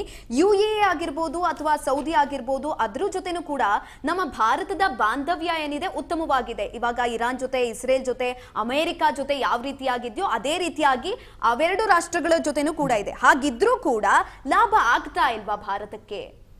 ನೋಡಿ ಒಂದ್ ಸೆಕೆಂಡ್, ನಾನು ಇವ್ರಿಗೆ ಪ್ರಶ್ನೆ ಕೇಳಿದ್ದೀನಿ, ಅವ್ರು ಮಾತಾಡ್ಲಿ, ಆಮೇಲೆ ನಾನು ನಿಮ್ಗೆ ಅವಕಾಶ ಕೊಡ್ತೀನಿ. ಸರ್, ನೀವು ಮಾತಾಡಿ. ಒಂದ್ ನಿಮಿಷ. ನನ್ನ ಪ್ರಶ್ನೆ ಅವ್ರಿಗೆ ಕೇಳಿದ್ದೀನಿ, ಅವ್ರು ಆನ್ಸರ್ ಮಾಡ್ಲಿ. ಅಲ್ಲ, ಒಂದ್ ನಿಮಿಷ. ಈಗ ಒಂದ್ ನಿಮಿಷ ಪ್ಲೀಸ್, ಆಮೇಲೆ ಮಾತಾಡೋಣ. ಹಿಂಗೆ ಮಾತಾಡ್ತಾರೆ. ಕೇಳಿಸ್ಕೊಳ್ಳಿ. ನೀವು ಈಗ ಒಂದು ಟರ್ನ್ ಶುರು ಮಾಡಿದ್ಮೇಲೆ ಅದೇ ರೊಟೇಷನ್ ಅಲ್ಲೇ ಹೋಗ್ಬೇಕು. ಇದೇ ರೀತಿಯಾಗಿ ಮಾತನಾಡ್ತಾ ಇರಿ. ನಾನು ಶಶಿಧರ್ ನಾಗರಾಜಪ್ಪ ಸರ್ ಹತ್ರ ಇನ್ನೊಂದು ಪ್ರಶ್ನೆಯನ್ನ ಕೇಳ್ತೀನಿ. ಸರ್, ಎಲ್ಲೋ ಒಂದ್ ಕಡೆ ಸಾಮಾನ್ಯ ಸಾಮಗ್ರಿಗಳ ಮೇಲೂ ಕೂಡ ತೊಂದರೆ ಆಗ್ತಾ ಇದೆ ಅಂತ ಹೇಳಿದ್ರಿ. ಹಾಗಾಗಿ ಈ ಎವ್ರಿಡೇ ಎಕ್ಸ್ಪೆನ್ಸಸ್ ಅನ್ನ ಹೇಗೆ ಮ್ಯಾನೇಜ್ ಮಾಡ್ತಾ ಇದ್ದೀರಾ ನೀವು? ಡಿಬೇಟ್ ಅನ್ನು ಈ ರೀತಿ ಹಾಳು ಮಾಡಬೇಕು ಅಂತ ಪ್ಲೀಸ್ ಹೋಲ್ಡ್ ಆಗಿ ಸರ್, ಪ್ಲೀಸ್ ಹೋಲ್ಡ್ ಆಗಿ. ನಾನು ಅವಕಾಶ ಕೊಡ್ತೀನಿ. ನಾನು ಪ್ರಶ್ನೆ ಅವ್ರಿಗೆ ಕೇಳ್ತಿದ್ದೇನೆ. ಪ್ಲೀಸ್ ಸ್ಟಾಪ್ ಮಾಡಿ ಸರ್. ನಿಮಿಷ ನಾನು ಕಾಂಗ್ರೆಸ್ ವರ್ಸಸ್ ಬಿಜೆಪಿ ಡಿಬೇಟ್ ಮಾಡ್ತಾ ಇಲ್ಲ. ನಡ್ಸಕ್ ಬರಲ್ಲ ನಿಮ್ಗೆ ಅರ್ಥ ಆಗ್ತಾ ಇದೆಯಾ? ನಾನು ಕಾಂಗ್ರೆಸ್ ವರ್ಸಸ್ ಬಿಜೆಪಿ ಡಿಬೇಟ್ ಅನ್ನು ಮಾಡ್ತಾ ಇಲ್ಲ. ಜನಸಾಮಾನ್ಯರಿಗೆ ಅರ್ಥ ಆಗೋ ರೀತಿಯಲ್ಲಿ ಮಾತಾಡಿ. ದಯಮಾಡಿ ಪ್ರಶ್ನೆ ಅವರಿಗೆ ಕೇಳಿ ಅವ್ರು ಆನ್ಸರ್ ಮಾಡೋದಕ್ಕೆ ನೀವು ಬಿಡಬೇಕಾಗಿತ್ತು. ಹೋಲ್ಡ್ ಆಗಿ ನೀವು ಒಂದು ನಿಮಿಷ ಸರಿ, ಅವ್ರ ಮೈಕ್ ಮೇಲೆ ಮ್ಯೂಟ್ ಮಾಡಿ. ಸರ್, ನೀವು ಮಾತಾಡಿ ಸರಿಯಾಗಿ ಸರ್. ನಡೆಸಿ. ನೀವು ಶಶಿಧರ್ ಸರ್, ನೀವು ಮಾತಾಡಿ. ಕರಿತೀರಾ ನೀವು ನ್ಯಾಯವಾಗಿ ಡಿಬೇಟ್ ಮಾಡೋ ಸಾಮರ್ಥ್ಯ ಇಲ್ಲ ಬರಬೇಡಿ ನೀವು. What an answers are you Yes, doing? please. ನಿಮ್ಗೆ ಅವಕಾಶ ಕೊಡಿ. ಅಲ್ಲ, ಅವಕಾಶ ಅಲ್ಲ, ನೀವು ನನ್ನ ಅವಕಾಶ ಸುಮ್ನೆ ಇಲ್ಲ. ಮಾತಾಡಿದ್ರೆ ಒಂದು ನಿಮಿಷ, ನನ್ನ ಅವಕಾಶ is my Yes, time. ಇನ್ನೂ ಟೈಮ್ ಇದೆ ಅಲ್ವಾ? ಇನ್ನೂ ನಾನು time ನಿಮ್ಗೆ ಅಲ್ಲ, ಅವಕಾಶ ಒಂದು ನಿಮಿಷ ಕೊಡಲ್ಲ ಅಂತ ಕೇಳಿಸ್ಕೊಳ್ಳಿ. ಹೇಳದ್ನ? ಒಂದು ನಿಮಿಷ Please stop this. ಕೇಳಿಸ್ಕೊಳ್ಳಿ. Stop this. Stop ಮಾಡಿ ಸರ್, please. ಹೌದಲ್ಲ ರೀ, ಹೌದು. ಜನಗಳಿಗೆ, ರಾಜ್ಯಕ್ಕೆ, ಜನರಿಗೆ, ದೇಶದ ಜನರಿಗೆ ಮೆಸೇಜ್ ಕೊಡೋ ಜವಾಬ್ದಾರಿ ಇದೆ. ಓಕೆ, ಕೇಳಿಸ್ಕೊಳ್ಳಿ. ನೀವು ಸರಿ ಆಯ್ತು, ಹೇಳಿ ನಿಮಿಷ. ಹೇಳಿ ಸರ್, ಒಂದ್ ಸೆಕೆಂಡ್ ಇರಿ sir. My turn. Yes. Okay. See, ಎಷ್ಟು ನಿಮಿಷ ಬೇಕು ನಿಮ್ಗೆ? ನೀವು ಡಿಸೈಡ್ ಮಾಡಿ. ಎಲ್ಲರಿಗೂ 2 ನಿಮಿಷ ಕೊಡಿ, ನನಗೂ 2 ನಿಮಿಷ ಸರಿ ಕೊಡಿ. ಆಯ್ತು, 2 ನಿಮಿಷ. Okay. ಸರಿ ಆಯ್ತು, ಮಾತಾಡಿ. ಸಿ ನೋಡಿ, ಈಗ ಹಲವಾರು ವಿಚಾರಗಳನ್ನ ಎತ್ತಿದ್ದೀರಿ. ಈಗ ಮಾನ್ಯ ಬಿಜೆಪಿ ವಕ್ತಾರರು ಮತ್ತು ಬೇರೆಯವರೆಲ್ಲ ಹೇಳ್ತಾ ಇದ್ರು. ಈಗ ಜನರಲ್ ಆಗಿ ನೀವೇನ್ ಹೇಳ್ತೀರಿ, ಮಾತೇತರ ಏನೋದು ಯಾವಾಗ್ಲೂ ಹೈಪರ್ ನ್ಯಾಷನಲ್ ಅನ್ನು ಮಾತಾಡ್ತಾರೆ. ಯಾವ್ದಾದ್ರು ಒಂದು ಸಂಕಷ್ಟ ಬಂತು ಅಂತಂದ್ರೆ ಸಾಮರ್ಥ್ಯ ಇಲ್ಲದೆ ಇರತಕ್ಕಂತ ಅಸಮರ್ಥ ಸರ್ಕಾರ ಯಾವಾಗ್ಲೂ ದೇಶಕ್ಕೋಸ್ಕರ ತಮಟೆ ಬಿಡಿರಿ, ದೇಶಕ್ಕೋಸ್ಕರ ಊಟ ಬಿಟ್ಬಿಡಿ, ದೇಶಕ್ಕೋಸ್ಕರ ಗ್ಯಾಸ್ ಬಿಟ್ಬಿಡಿ. ಪುಲ್ವಾಮಾಟಕ್ಕೆ ಕಳೆದ 11 ವರ್ಷದಲ್ಲಿ 12 ವರ್ಷದಲ್ಲಿ ಸರಿಸುಮಾರು 25 ಟೆರರಿಸ್ಟ್ ಅಟ್ಯಾಕ್ ಆಗಿದ್ದಾವೆ. ಅಷ್ಟು ಟೆರರಿಸ್ಟ್ ಅಟ್ಯಾಕ್ಗಳು ಹೇಗಾದೋ ಈ ಕೇಂದ್ರ ಸರ್ಕಾರ ಕಳ್ಳೆಬಜೆ ತಿಂತಾ ಇದೆಯಾ? ಈ ಕೇಂದ್ರ ಸರ್ಕಾರ ಏನ್ ಮಾಡ್ತಾ ಇದೆ? ಪ್ರತಿ ಬಾರಿನೂ ಏನಾನ ಒಂದು ಸಂಕಷ್ಟ ಬಂದ್ರೆ ಇಲ್ಲ ದೇಶದ ಜೊತೆ ನಿಲ್ಲಲ್ಲ. ನೀವೇನ್ರಿ ಮಾಡ್ತೀರಿ? ಅಧಿಕಾರದಲ್ಲಿ ಕಡಲೆ ತಿಂದು ಕೂತಿದ್ದೀರಾ ನೀವು. ಯೋಗ್ಯತೆ ಇಲ್ಲ, ಸರ್ಕಾರ ನಡೆಸೋ ಯೋಗ್ಯತೆ ಇಲ್ಲ ಅಂದ್ರೆ ಬಿಟ್ಟು ಹೊರಗಡೆ ಹೋಗ್ಬೇಕು. ನಾನೊಂದು ಸ್ಟ್ಯಾಟಿಸ್ಟಿಕ್ಸ್ ಹೇಳ್ತೀನಿ. ನೀವು ಈಗ ಏನು ಈಗ ನೀವು ಒಂದು ಸ್ಟ್ಯಾಟಿಸ್ಟಿಕ್ಸ್ ಹೇಳ್ತೀನಿ. ಓಕೆ, ಈಗ ಕೊರೋನಾ ಸಂದರ್ಭದಲ್ಲಿ ನೀವು ಮಾತನಾಡ್ತಾ ಇರೋದಕ್ಕೆ ನಾನು ಇಂಟರಪ್ಟ್ ಮಾಡೇ ಮಾಡ್ತೀನಿ. ಬಿಕಾಸ್ ಇವಾಗ ಕೇಂದ್ರ ಸರ್ಕಾರ ಏನ್ ಮಾಡ್ತಾ ಇದೆ ಅಂತ ನೀವು ಪ್ರಶ್ನೆಯನ್ನ ಕೇಳಿ. ಕೇಂದ್ರ ಸರ್ಕಾರ ಏನ್ ಮಾಡಿದೆ ಅಂತ ಪ್ರಶ್ನೆಯನ್ನ ಮಾಡಿದ್ರಿ ಅಲ್ವಾ? ಇವಾಗ ಸಾಮಾಜಿಕ ಮಾಧ್ಯಮದಲ್ಲಿ ಏನ್ ವದಂತಿಗಳ ಸೃಷ್ಟಿ ಆಗ್ತಾ ಇದೆ, ಪೆಟ್ರೋಲ್ ಸಿಗ್ತಾ ಇಲ್ಲ, ಡೀಸೆಲ್ ಸಿಗ್ತಾ ಇಲ್ಲ ಅಂತ ಜನ ಕ್ಯೂ ನಲ್ಲಿ ನಿಲ್ತಾ ಇದ್ದಾರೆ, ಅಲ್ಲಿ ಗಲಾಟೆಗಳು ಶುರು ಆಗ್ತಾ ಇದೆ. ರಾಜ್ಯ ಸರ್ಕಾರ ಏನ್ ಮಾಡ್ತಾ ಇದೆ? ರಾಜ್ಯ ಸರ್ಕಾರ ಈ ಪ್ರಶ್ನೆಗೆ ಉತ್ತರ ಕೊಡ್ತೀನಿ. ಇವರು ಕೊಟ್ಟರೆ ಪ್ರಶ್ನೆಗೆ ಉತ್ತರ ನಿಮ್ಮ ಬಾಯಲ್ಲಿರುವಂತ ಉತ್ತರ ನನ್ಗೆ ಹೇಳಕ್ ಸಾಲ. ನೀವು ಕರ್ಸೋದಿಲ್ಲ. ನನ್ನ ಕಾಂಗ್ರೆಸ್ ಪಕ್ಷದ ನಿಲುವನ್ನ, ಕಾಂಗ್ರೆಸ್ ಪಕ್ಷದ ಉತ್ತರವನ್ನ ಕೊಡಕ್ ಬಂದಿರೋದು, ನಿಮ್ಮ ಉತ್ತರ ಕೊಡಕ್ಕಲ್ಲ. ಕೇಳಿಸ್ಕೊಳ್ಳಿ ಫಸ್ಟ್. ಏನು ಬಿಜೆಪಿ ವಕ್ತಾರ ಹೇಳ್ತಾ ಇದ್ರು, ಕೊರೋನಾ ಸಂದರ್ಭದಲ್ಲಿ ಹಿಂಗೆ ಹೇಳ್ತಾ ಇದ್ರು. ಕೊರೋನಾ ಸಂದಾಗೆಲ್ಲ ಅಯ್ಯೋ ದೇಶ ಸಂಕಷ್ಟದಲ್ಲಿ ಇದ್ಬಿಟ್ಟಿದೆ, ದಯವಿಟ್ಟು ಎಲ್ಲ ಸ್ಯಾಕ್ರಿಫೈಸ್ ಮಾಡಿ, ನೀವೆಲ್ಲ ಮನೇಲಿ ಇರಿ, ಏನು ಮಾಡ್ಬೇಡಿ, ಸತ್ತೋಗ್ಬಿಡಿ. ನೀವು ಕೊರೋನಾ ಇಂಜೆಕ್ಷನ್ ಕೊಡೋದ್ರು ಪರವಾಗಿಲ್ಲ, ಸತ್ತೋಗಿ. ಆಕ್ಸಿಜನ್ ಬೆಡ್ ಕೊಡ್ಲಿಲ್ಲ, ಸತ್ತೋಗ್ಲಿ. ನೀವು ಆಕ್ಸಿಜನ್ ಕೊಡ್ಲಿಲ್ಲ, ಸತ್ತೋಗಿ ಅಂತ 38 ಜನ ಅಮಾಯಕರನ್ನ ಸಾಯಿಸ್ಬಿಟ್ರು. ಅವಾಗ್ಲೂ ಇದೇ ಮಾತಾಡಿದ್ರು. ಈಗ ನೀವು ಕರ್ನಾಟಕದ ಬಗ್ಗೆ ಮಾತಾಡ್ತಾ ಇದ್ದಾರೆ. ಮತ್ತೆ ಇನ್ನೊಂದು ಈಗ ಪೆಟ್ರೋಲ್ ಡೀಸೆಲ್ ಬೆಲೆ ಜಾಸ್ತಿ ಆಗಿಲ್ಲ ಬಗ್ಗೆ ಮಾತಾಡಿದ್ರಲ್ಲ, ಇನ್ಫ್ಲೇಷನ್ ಅದು ಏನು ಪೆಟ್ರೋಲ್ ಡೀಸೆಲ್ ಏನು ಕರ್ನಾಟಕದಲ್ಲಿ ಸಿಗ್ತಿಲ್ಲ ಅಂತ ಹೇಳ್ತಿದ್ರಲ್ಲ. ಇಡೀ ದೇಶಾದ್ಯಂತ ಪೆಟ್ರೋಲ್ ಡೀಸೆಲ್ ಗ್ಯಾಸ್ಗೆ ಹಾಹಾಕಾರ ಬಂದಿದೆ. ಕರ್ನಾಟಕದಲ್ಲಿ ಮಾತ್ರ ಅಲ್ಲ, ಪೆಟ್ರೋಲ್ ಡೀಸೆಲ್ ಗ್ಯಾಸ್ ಅನ್ನು ಕೊಡೋ ಜವಾಬ್ದಾರಿ ಕೇಂದ್ರ ಸರ್ಕಾರದ್ದು, ರಾಜ್ಯ ಸರ್ಕಾರದಲ್ಲ. ಕೇಂದ್ರ ಸರ್ಕಾರದ ಕಂಪನಿಗಳಾದ IOCL, ಇಂಡಿಯನ್ ಆಯಿಲ್ ಮತ್ತೆ 3 ಕಂಪನಿಗಳಿದೆ.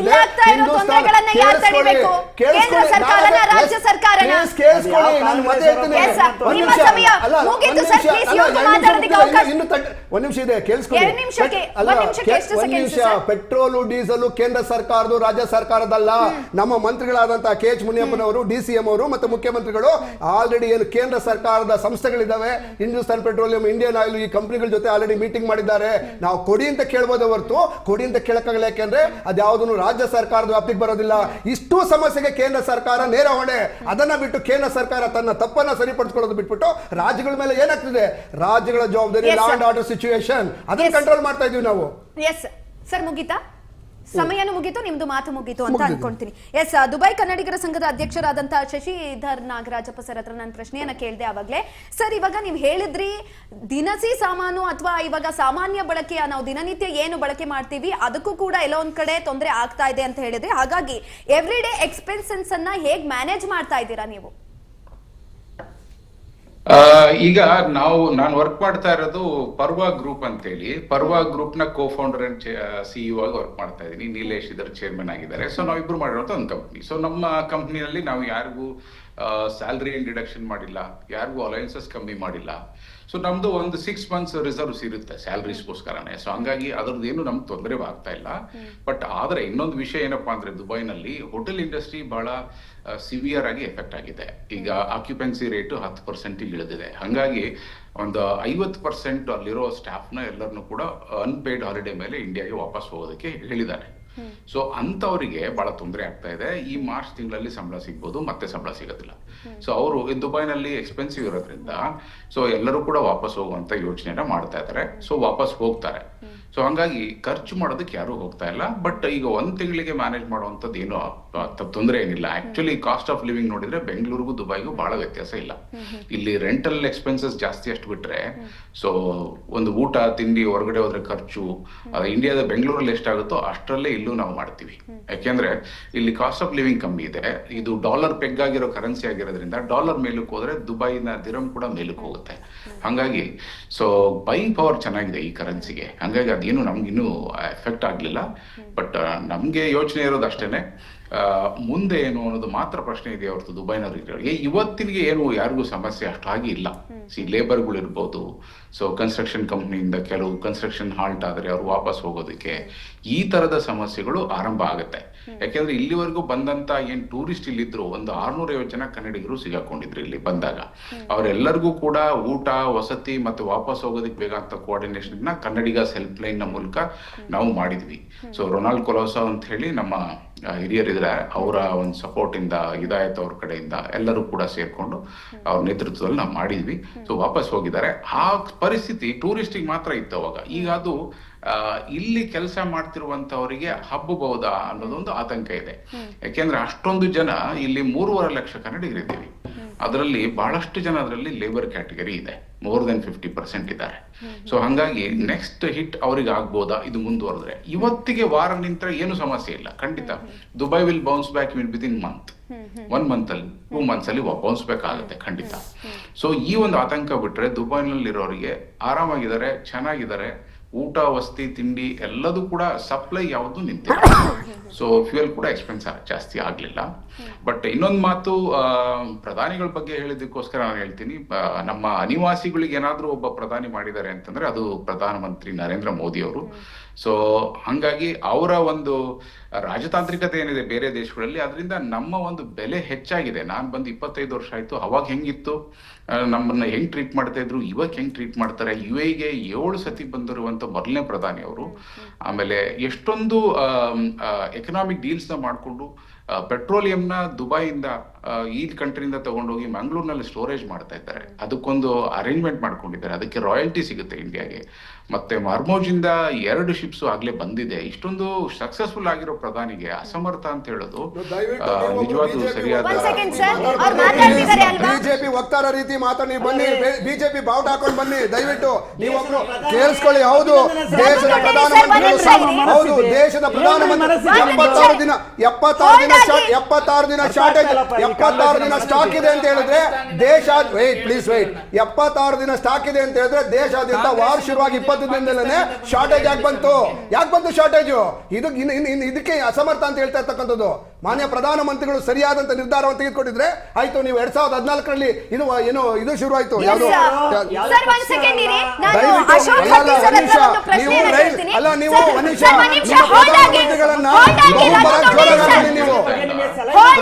ಮಂತ್ರಿಗಳನ್ನ ಬಹುಪರಾಗಿ ನೀವು ಹಾಕೊಳ್ಳಿ.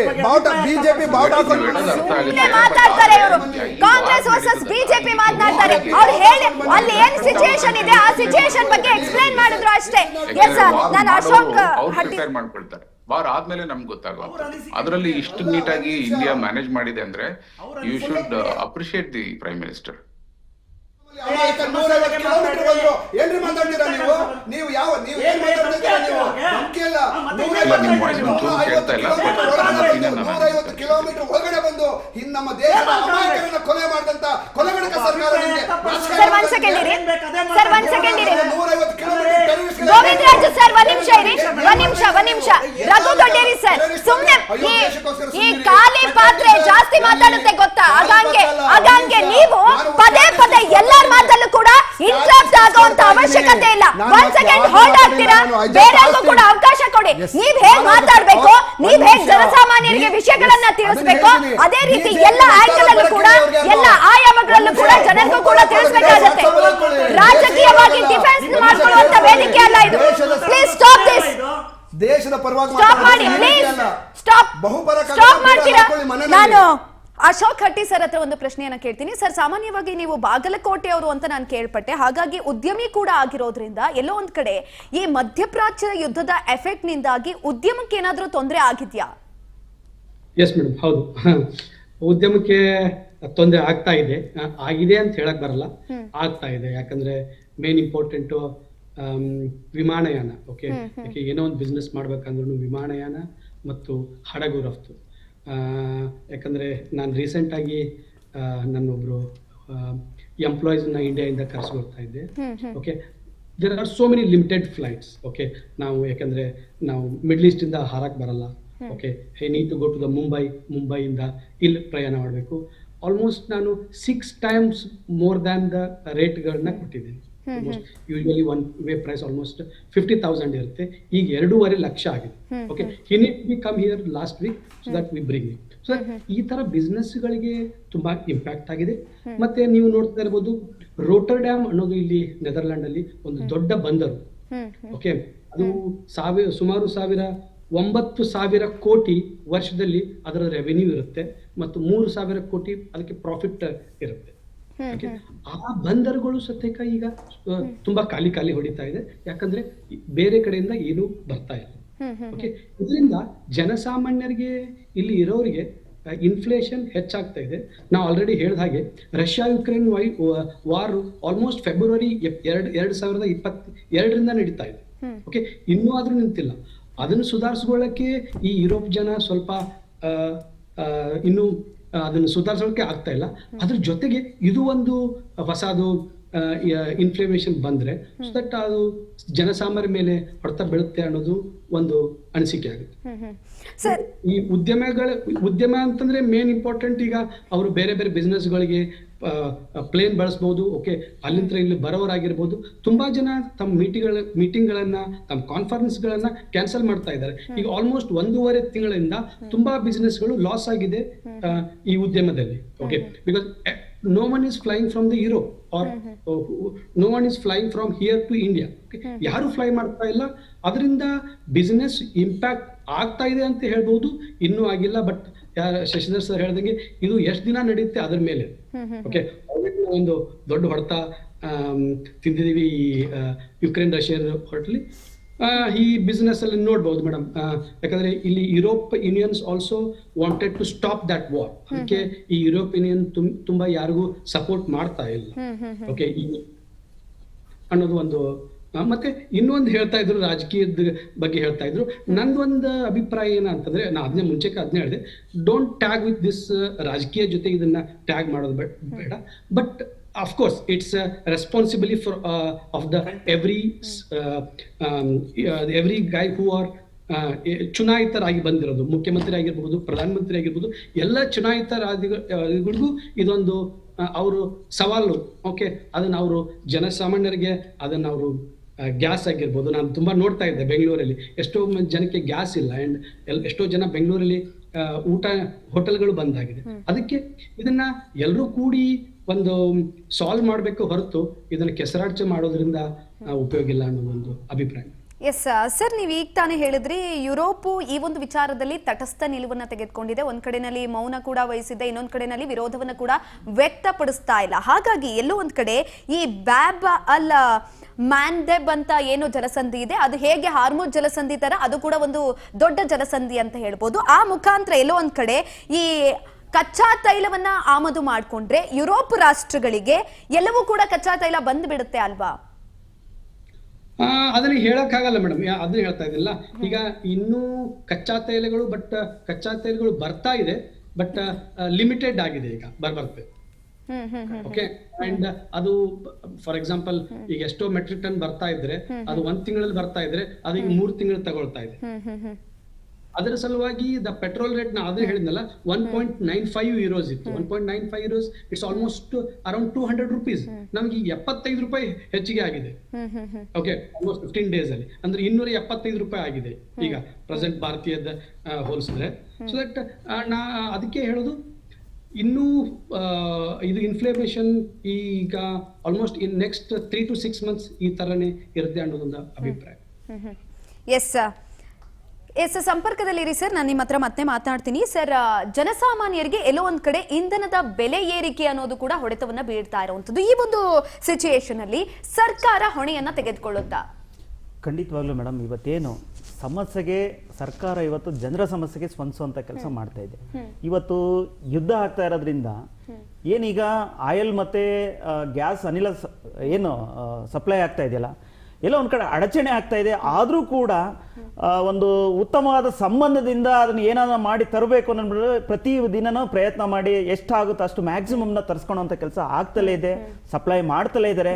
ನಾನು ಸಮಸ್ಯೆ ಆಗಿಲ್ಲ ಅಂತ ಹೇಳ್ತಿಲ್ಲ, ಸಮಸ್ಯೆ 10% ಆಗಿದ್ದಾಗ ಇರ್ತಕ್ಕಂಥ ರಾಜ್ಯ ಸರ್ಕಾರಗಳು ಈ ಟೈಮ್ನಲ್ಲಿ ಕೇಂದ್ರ ಸರ್ಕಾರ ಜೊತೆ ನಿಂತು ಯಾವ ರೀತಿಯಾದ ಸಮಸ್ಯೆ ಪರಿಹಾರಕ್ಕೆ ದಾರಿ ಹುಡುಕ್ಬೇಕು ಅನ್ನೋದು ಬಿಟ್ರೆ, ಇಲ್ಲಿ ಸಮಸ್ಯೆನ ಇವತ್ತು ಐಒಸಿನೋ ಇನ್ನೊಂದೋ ಮತ್ತೊಂದು ಸೃಷ್ಟಿ ಮಾಡಿದ್ದೇನಾಗಿದ್ರೆ ಅವ್ರ ಮೇಲೆ ಹಾಕ್ಬೋದಾಯ್ತು.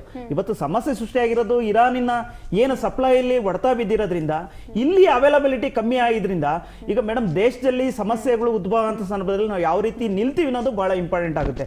ಯಾಕೆಂದ್ರೆ ಇವತ್ತು ಏನ್ ಇರಾನ್ ನಲ್ಲಿ ಸಾಕಷ್ಟು ಜನ ಅಲ್ಲಿ ವಾಸಿಗಳಿದ್ರು. ಪ್ರಥಮವಾಗಿ ಸನ್ಮಾನ್ಯ ಪ್ರಧಾನಮಂತ್ರಿಗಳು ಮಾಡಿದಂತ ಕೆಲಸ ಅಲ್ಲಿಂದ ಕರ್ಸ್ಕೊಡುವಂಥದ್ದು, ಅವರಿಗೆ ಸೇಫ್ಟಿ ಕೊಡುವಂಥದ್ದು, ಮತ್ತೆ ದುಬೈನಲ್ಲಿ ಇರ್ತಕ್ಕಂಥವರಿಗೆ ಸಾಕಷ್ಟು ನೀವು ಸಮಸ್ಯೆ ಆದ್ರೆ ಇಲ್ಲಿ ಬರೋದಕ್ಕೆ ಆಹ್ವಾನ ಕೊಡುವಂಥದ್ದು, ಆ ವ್ಯವಸ್ಥಿತವಾದ ಒಂದು ಮಾಡ್ಕೊಡೋದಿದೆಯಲ್ಲ ಅದು ದೊಡ್ಡ ಜವಾಬ್ದಾರಿ. ಇದ್ರ ಜೊತೆಯಲ್ಲಿ ಹೇಗೆ ನಮ್ಮ ದುಬೈನ ಕನ್ನಡಿಗರ ಅಧ್ಯಕ್ಷರಾದ ಶಶಿಧರ್ ಅವರು ಹೇಳ್ತಾ ಇದ್ರು, ಇವತ್ತು ಸನ್ಮಾನ್ಯ ಪ್ರಧಾನಮಂತ್ರಿಯವರಿಂದ ಸಾಕಷ್ಟು ದೇಶಗಳ ನಡುವೆ ಒಂದು ಉತ್ತಮ ಸಂಬಂಧ ಇರೋದ್ರಿಂದ, ಎಕನಾಮಿಕ್ ಡೀಲ್ಸ್ ಚೆನ್ನಾಗಿರೋದ್ರಿಂದ ಇವತ್ತು ಭಾರತಕ್ಕೆ ಒಂದು ಉತ್ತಮವಾದ ಹೆಸರು ಬಂದಿದೆ ಅಂತಂದ್ರೆ ಇವ್ರು ಕಾಂಗ್ರೆಸ್ನವರಾಗಿ ಎಲ್ಲ ಕಾಂಗ್ರೆಸ್ನವರ ಪ್ರಧಾನಮಂತ್ರಿ ಇಲ್ಲ ಬಿಜೆಪಿ ಪ್ರಧಾನಮಂತ್ರಿ ಅಂತ ಹೇಳಿಲ್ಲ, ಭಾರತದ ಪ್ರಧಾನಮಂತ್ರಿ ಆ ರೀತಿ ನಡ್ಕೊಂಡಿದ್ರಿಂದ ನಿಮ್ಮ ಹತ್ರ ಮತ್ತೆ ಮಾತನಾಡ್ತಾ ಹೋಗ್ತೀನಿ. ಭಾರತ ಯಾಕಿನ್ನು ಹೊರ ದೇಶಗಳ ಮೇಲೆ ಅವಲಂಬಿತ ಆಗಿದೆ ಅನ್ನುವ ವಿಚಾರಕ್ಕೆ ನಾನು ಮಾತನಾಡ್ತಾ ಹೋಗ್ತೀನಿ. ಅದಕ್ಕೆ ಆಗ್ಲೇ ಸರ್ ಕೂಡ ಮಾತಾಡ್ತಾ ಇದ್ರು. ಆದ್ರೆ ಎಲ್ಲೋ ಒಂದ್ ಕಡೆ ಭಾರತ ಇನ್ನೂ ಕೂಡ ಹೊರದೇಶಗಳ ಮೇಲೆ ಅವಲಂಬಿತ ಆಗಿದೆ. ಈ ಕುರಿತಾಗಿ ಒಂದು ಎಲ್ಲೋ ಒಂದ್ ಕಡೆ ಡೇಟಾ, ಸಣ್ಣವಾದಂತ ಡೇಟಾ ಹೇಳ್ತೀನಿ ನಾನು. ಭಾರತ ತನ್ನ ತೈಲದ 80ರಿಂದ 85% ಆಮದನ್ನ ಮಾಡ್ಕೊಳ್ತಾ ಇದೆ. ಅದರಲ್ಲಿ ಎಲೆಕ್ಟ್ರಾನಿಕ್ಸ್ ಗಾಗಿ ಮುಖ್ಯವಾಗಿ ಚೀನಾದಿಂದ ಅವಲಂಬನೆ ಮಾಡ್ಕೊಂಡಿದೆ. ಇನ್ನು ಚಿನ್ನಕ್ಕಾಗಿ ಸ್ವಿಟ್ಜರ್ಲ್ಯಾಂಡ್ ಆಗಿರ್ಬೋದು, UAE ಆಗಿರ್ಬೋದು, ಅದ್ರ ಕಡೆ ನೋಡುವಂತ ಸ್ಥಿತಿ ಉದ್ಭವ ಆಗಿದೆ. ಇನ್ನು ಗ್ಲೋಬಲ್ ಇಂಟಿಗ್ರೇಷನ್ ಏನಾದ್ರೂ ಆಗ್ತಾ ಇದೆಯಾ ಅನ್ನುವಂತ ಸಿಚುಯೇಷನ್ ಎದುರಾಗ್ತಾ ಇರುವಂತದ್ದು. ಸರ್, ಏನ್ ಹೇಳ್ತೀರಾ? ಮೊದಲನೇದಾಗಿ ನಾನು ಮಾತಾಡ್ಬೋದಾ ಏನು ಕತೆ ಅಂತ ದೊಡ್ಡೇರಿ ಸರ್ನ ಕೇಳ್ತೀನಿ. ಸರ್, ಮಾತಾಡ್ಬೋದಾ? ನಾನು ಸರ್ ಮಾತಾಡಿ. ನಿಮ್ಮ ಮೌನಂ ಸಮ್ಮತಿ ಲಕ್ಷಣಂ ಅಂತ ಅಂದ್ಕೊಂಡು ಮಾತಾಡ್ತೀನಿ. ನಾನು ಮಾತಾಡ್ತಾ ಮಧ್ಯ ದಯಮಾಡಿ ಇಂಟ್ರಪ್ಟ್ ಮಾಡಬೇಡಿ ಸರ್. ಮುಖ್ಯವಾಗಿ ನಾನೊಂದಷ್ಟು ಸ್ಟ್ಯಾಟಿಸ್ಟಿಕ್ಸ್ಗಳನ್ನು ಮಾತಾಡಬೇಕು. ಆರ್ಥಿಕ ತಜ್ಞನಾಗಿ ಏನಾಗುತ್ತೆ, ನಮ್ಮ ದೇಶದ ಇಂಪ್ಯಾಕ್ಟ್ ಏನಾಗುತ್ತೆ, ಇದರಿಂದ ಫೈನಾನ್ಷಿಯಲ್ ಎಫೆಕ್ಟ್ ಏನಾಗುತ್ತೆ ಅನ್ನೋದನ್ನು ಯೋಚನೆ ಮಾಡಬೇಕಾಗತ್ತೆ ನಾವು. ನೋಡಿ, ನಾವು ಇವತ್ತು ಭಾರತದಲ್ಲಿರೋದಕ್ಕೆ ನಾನಂತೂ ಹೆಮ್ಮೆ ಪಡ್ತೀನಿ. ಯಾತಕ್ಕೆ ಹೆಮ್ಮೆ ಪಡ್ತೀನಿ ಅಂತ ನಾವು ನೋಡಿದ್ರೆ, ಇವತ್ತು ಇಡೀ ವಿಶ್ವದಲ್ಲೇ ದೊಡ್ಡಣ್ಣ ಅಂತ ಅನ್ನಿಸ್ಕೊಳ್ಳುವಂಥ ಅಮೇರಿಕಾದಲ್ಲಿ ಇವತ್ತು ಒಂದು ತೈಲದ ಬೆಲೆ 1 ಲೀಟ್ರಿಗೆ ಎಷ್ಟಿದೆ? ಅಲ್ಲಿ ಗ್ಯಾಲನ್ ಲೆಕ್ಕದಲ್ಲಿ ಮಾಡ್ತಾರೆ. ನಾವು ಅದನ್ನು 1 ಲೀಟ್ರಿಗೆ ಅಂತ ನಾವು ಪರಿವರ್ತನೆ ಮಾಡಿಕೊಂಡಾಗ ಸುಮಾರು 138ರಿಂದ 140 ರೂಪಾಯಿ ಇದೆ. ನಾವು UK ನಲ್ಲಿ ನೋಡಿದ್ರೆ ಅದರ ಡಬಲ್ 270 ರೂಪಾಯಿ ಇದೆ. ನೆದರ್ಲ್ಯಾಂಡ್ಸಲ್ಲಿ ಹೇಳಿದ್ರು 275 ರೂಪಾಯಿ ಇದೆ ಅಂತ. ಐರೋಪ್ಯ ರಾಷ್ಟ್ರಗಳಲ್ಲಿ 275 ರೂಪಾಯಿ ಇದೆ. ಜರ್ಮನಿನಲ್ಲೂ ಅಷ್ಟೇ ಇದೆ, 269ರಿಂದ 270. ಆಸ್ಟ್ರೇಲಿಯಾದಲ್ಲಿ 205 ರೂಪಾಯಿ ಇದೆ. ಅವರು ಅಮೆರಿಕಾಗೆ ಕೆನಡಾಗಳಿಗೆ ಹತ್ರ, ಮತ್ತು ಅವ್ರ ಹತ್ರನೂ ನಿಕ್ಷೇಪಗಳು ಒಂದಷ್ಟಿವೆ. ಚೈನಾದಲ್ಲಿ it's one of the largest importer of the oil. ಮತ್ತೆ ಇರಾನ್ ಜೊತೆಗೆ ಸಿಕ್ಕಾಪಟ್ಟೆ ಒಳ್ಳೆ ಸಂಬಂಧವನ್ನು ಇಟ್ಕೊಂಡಿರುವಂಥವ್ರು. ಇಷ್ಟೆಲ್ಲ ಯುದ್ಧಗಳ ಮಧ್ಯ ಅವ್ರದ್ದೆಲ್ಲ ತೈಲ ಹಡಗುಗಳು ಅವ್ರ ದೇಶವನ್ನು ಸೇರ್ತಾ ಇರುವಂಥದ್ದು. ಅಂಥ ಸಂದರ್ಭದಲ್ಲೂ ಅವರಲ್ಲಿ 117 ರೂಪಾಯಿ ಇದೆ. ನಮ್ಮ ದೇಶದಲ್ಲಿ ಎಷ್ಟಿದೆ ಅಂತ ನಾವು ನೋಡಿದ್ರೆ, ಪೆಟ್ರೋಲ್ 102, ಡೀಸೆಲ್ 89.90, ಆವರೇಜ್ 95 ರೂಪಾಯಿ ಅಂತ ನಾವು ನೋಡ್ಕೋಬಹುದು. ಹೌದಾ? ಇವೆಲ್ಲ ನೋಡಿದಾಗ ನಾವು ನಮ್ಮ ದೇಶದಲ್ಲಿರುವಂಥದ್ದು ಉತ್ತಮವಾದಂತಹ ಪರಿಸ್ಥಿತಿನ ಅಲ್ವಾ? ಈಗ 25 ಹೇಳಿ, ನಿಮ್ ಪ್ರಶ್ನೆ ಕೇಳಿ ಸರ್. ಸ್ಟ್ರೈಟ್ ಆಗಿ ಒಂದು ಕ್ವಶನ್ ಕೇಳ್ತೀನಿ. ಸರ್ಕಾರ ಇವಾಗ ಕೇಂದ್ರ ಸರ್ಕಾರ 10 ವರ್ಷ ಆಗಿದೆ ಅಧಿಕಾರಕ್ಕೆ ಬಂದು. ಈ ಒಂದು ಸಂದರ್ಭದಲ್ಲಿ ಇನ್ನೂ ಕೂಡ 80% ತೈಲವನ್ನ ನೀವು ಆಮದು ಮಾಡ್ಕೊಳ್ತಾ ಇದೀವಿ ಅಂತ ಅಂದ್ರೆ, ಇಷ್ಟು ವರ್ಷಗಳ ಕಾಲ ಡೆಕೇಡ್ಸ್ ಅಲ್ಲಿ ಸರ್ಕಾರವನ್ನ ಆಳಿರುವಂತಹ ಸರ್ಕಾರ ಏನ್ ಮಾಡ್ತಾ ಇತ್ತು? ಇದು ಬಹಳ ಉತ್ತಮವಾದಂತಹ ಪ್ರಶ್ನೆ. ಏನ್ ಮಾಡ್ತಿತ್ತು ಅಂತ ಹೇಳೋದಕ್ಕೆ ನಾನೇನಾದ್ರು ಹೇಳಿದ್ರೆ ನಮಗೆ ಒದೆಗಳು ಬೀಳುತ್ತೆ ಅಂತ ನನಗೆ ಈ ಡಿಬೇಟ್ ಅಲ್ಲಿ ಅನ್ನಿಸ್ತಾ ಇದೆ. ಭಯ ಆಗುತ್ತೆ. ಖಂಡಿತವಾಗಿಯೂ ಜನಕ್ಕೆ ಬೇಕಾಗಿರೋದು. ಆದ್ರೂ ಧೈರ್ಯ ಮಾಡ್ಕೊಂಡು ಹೇಳ್ತೀನಿ. ಈಗ ಮುಖ್ಯವಾಗಿ ಈಗ ಕಳೆದ 9 ತಿಂಗಳು ಮುಂಚೆ ನಾವು ನೋಡಿದ್ರೆ 6 ರಿಂದ 9 ತಿಂಗಳು ಮುಂಚೆ ನೋಡಿದ್ರೆ ನಮ್ಮ ಪೆಟ್ರೋಲಿಯಂ ಸಚಿವರು ನಮಗೆ ತಿಳಿಸಿದ್ದಾರೆ, ಎಲ್ಲ ಇಡೀ ದೇಶಕ್ಕೆ ತಿಳಿಸಿದ್ದಾರೆ, ಅಂಡಮಾನ್ ನಿಕೋಬಾರ್ ದ್ವೀಪಗಳ ಹತ್ರ ನಮಗೆ ಸುಮಾರು 18 ಲಕ್ಷ ಕೋಟಿ ಲೀಟರ್ ಅಷ್ಟು 18 ಲಕ್ಷ ಕೋಟಿ ಲೀಟರ್ ಅಷ್ಟು ನಿಕ್ಷೇಪ ಸಿಗುವಂತಹ ಎಲ್ಲಾ ಸಾಧ್ಯತೆಗಳಿವೆ. ನಾನು ನಿಮ್ಮನ್ನು ಮತ್ತೆ ಮಾತಾಡಿಸ್ತೀನಿ, ಬಿಕಾಸ್ ನೀವು ಸ್ಟುಡಿಯೋದಲ್ಲಿ ಇದ್ದೀರಾ, ಸಿಗ್ತೀರಾ?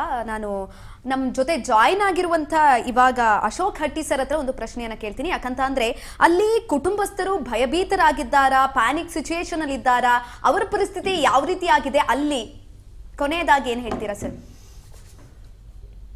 ನಮಸ್ಕಾರ ಮೇಡಮ್. ಓಕೆ, ಹಂಗೊಂದು ವೈದ್ಯರ ಯಾಕಂದ್ರೆ ನಾವು ಅದರ ಇಂಪ್ಯಾಕ್ಟ್ ನಮಗೆ ಬಂದಿಲ್ಲ. ಓಕೆ, ಸೊ ನಾರ್ಮಲ್ ಅದು ಏನಿಲ್ಲ, ಅದೇ ಒಂದು ಇನ್ಫ್ಲೇಷನ್ ಒಂದು ಅನ್ನೋದನ್ನ ಅದ ತರ ನಮ್ಗೆ ಯುದ್ಧದೇನು ಇಲ್ಲ.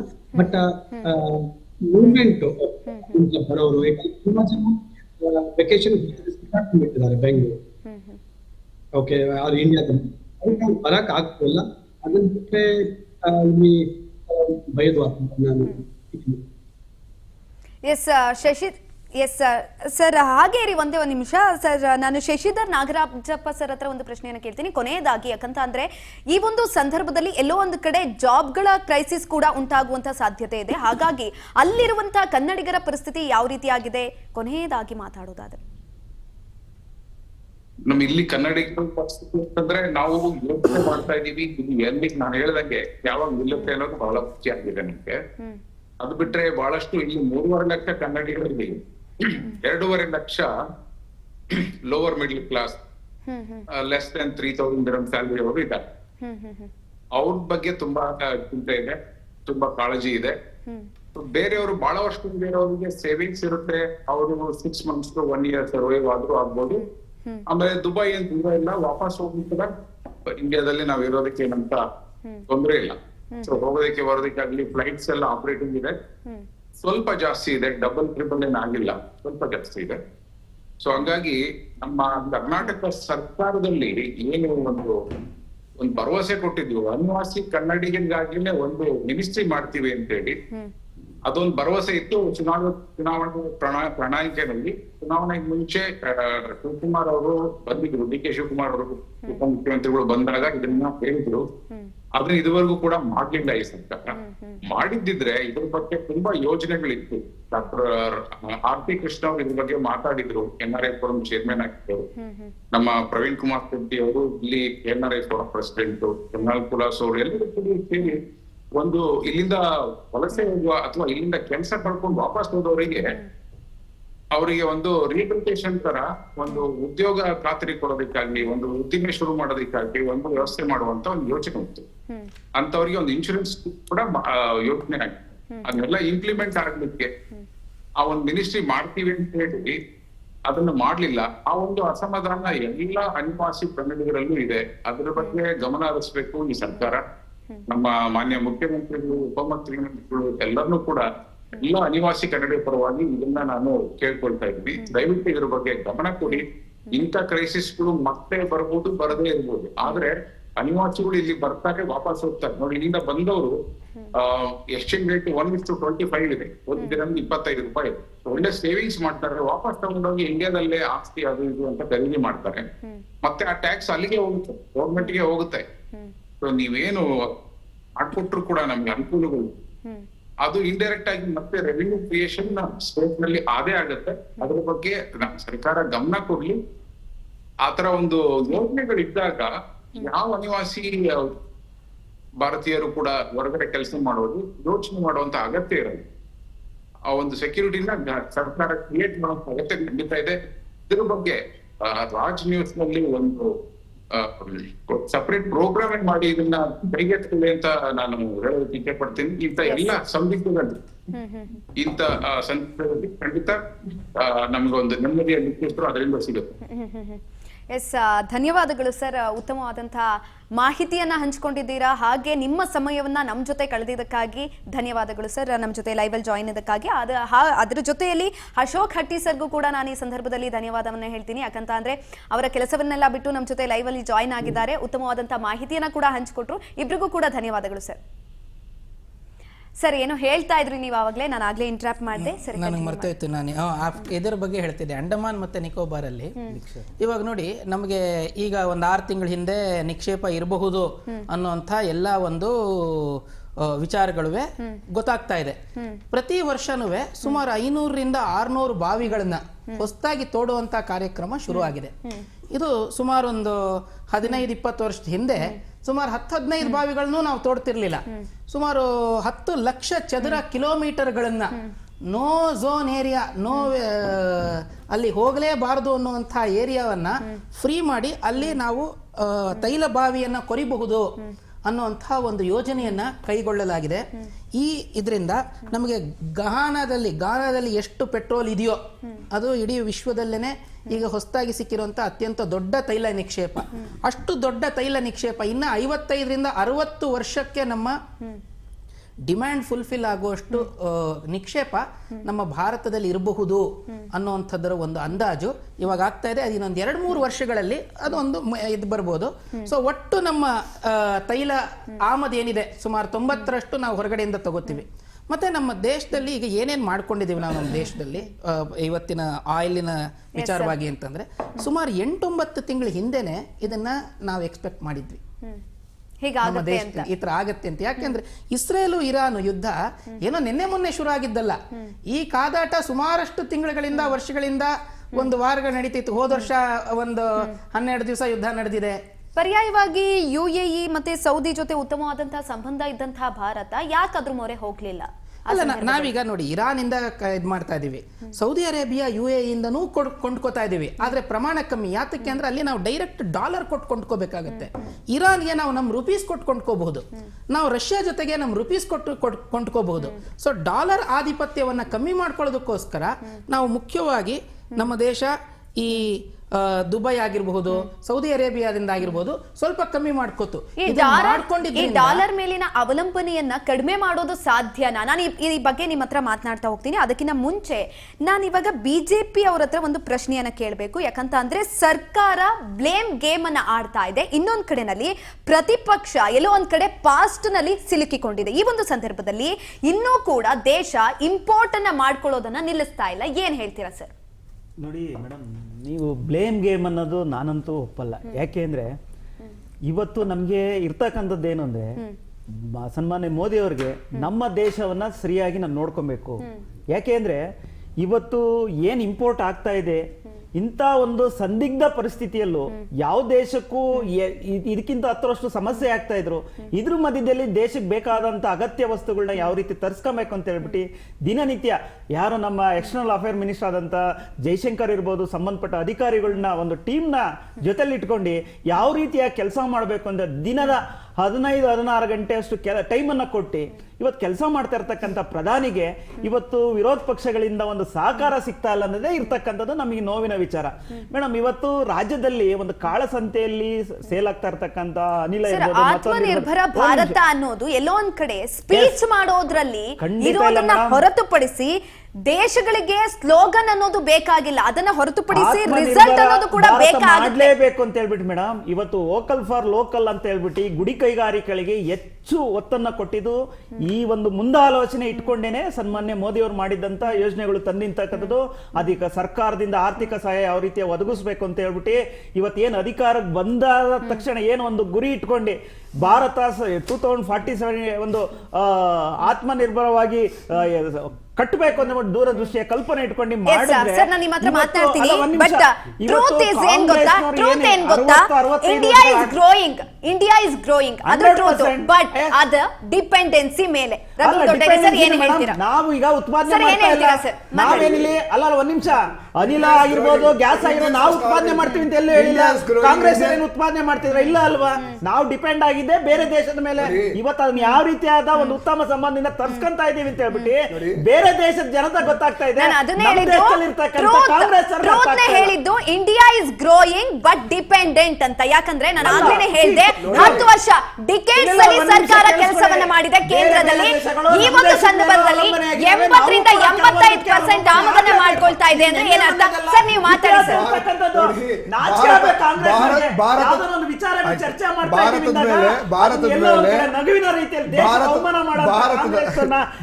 ಲಜ್ಜೆಗೆಟ್ಟ ಮನಸ್ಥಿತಿ ಇದೆಯಲ್ಲ, ಇದು ನಮ್ಗೆ ಅರ್ಥ ಆಗ್ತಾ ಇಲ್ಲ. ನೋಡಿ, ಭಾರತದ ಮೇಲೆ ಪಕ್ಕದ ಪಾಕಿಸ್ತಾನ ಅಲ್ಲ, ಶ್ರೀಲಂಕಾನು ಡಿಪೆಂಡ್ ಆಗಿಲ್ಲ ಇವತ್ತು. ಪಕ್ಕದ ಪಾಕಿಸ್ತಾನ, ಶ್ರೀಲಂಕಾ, ಇಡೀ ದೇಶದಲ್ಲಿ ಏನು ಸುತ್ತಮುತ್ತ ಇರ್ತಕ್ಕಂಥ 7-8 ಏನು ನೆರೆಹೊರೆ ರಾಷ್ಟ್ರಗಳಿದ್ದಾವೆ. ಯಾವ ದೇಶದ ಜೊತೆನೂ ಪ್ಲೀಸ್ ವೇಟ್, ಆಯ್ತು ಆಮೇಲೆ ಮಾತಾಡಿ, ಪ್ಲೀಸ್ ಅನಿಲ ಸಿಗುತ್ತೆ ಮಾತಾಡ್ರಿ, ಆಮೇಲೆ ಮಾತಾಡಿ. ಓಕೆ, ನಮ್ಮ ನೆರೆಹೊರೆಯ ರಾಜ್ಯಗಳಿದ್ದಾವೆ, ಸರಿ, ನೆರೆಹೊರೆಯ ರಾಷ್ಟ್ರಗಳಿದ್ದಾವೆ. ಯಾವುದೇ ರಾಷ್ಟ್ರದ ಜೊತೆ ಉತ್ತಮ ಸಂಬಂಧ ಮಾನ್ಯ ಪ್ರಧಾನಮಂತ್ರಿಗಳು ಇಟ್ಕೊಂಡಿಲ್ಲ. ಸುಮ್ಮನೆ ಹೋಯ್ತಾರೆ ಅಷ್ಟೇ ಹೊರತು ಬಿರಿಯಾನಿ ತಿನ್ಕೊಂಡು ಬರ್ತಾ ಇರೋದು ಯಾವುದೇ ಉತ್ತಮವಾದಂತಹ ಸಂಬಂಧ ಇಲ್ಲ. ಅದೇ ಕಾರಣಕ್ಕೋಸ್ಕರ ಚೈನಾ ಬಂದು ಶ್ರೀಲಂಕಾದಲ್ಲಿ ಸರಿ, this is the wrong information. Raghu Dodderi sir, this is the wrong information because ಸುಮ್ಮನೆ ಹೋಗಿ ಬರ್ತಿದ್ದಾರೆ ಅನ್ನೋದು wrong information. ಉತ್ತಮವಾದಂತಹ ಸಂಬಂಧ ಇದೆ, ಅದಕ್ಕಾಗಿ ಭಾರತಕ್ಕೆ ಅಷ್ಟೊಂದು ಗೌರವ ಸಿಗ್ತಾ ಇರೋದು ಬೇರೆ ದೇಶಗಳಲ್ಲಿ. ಯಾವುದೇ ದೇಶದ ಜೊತೆ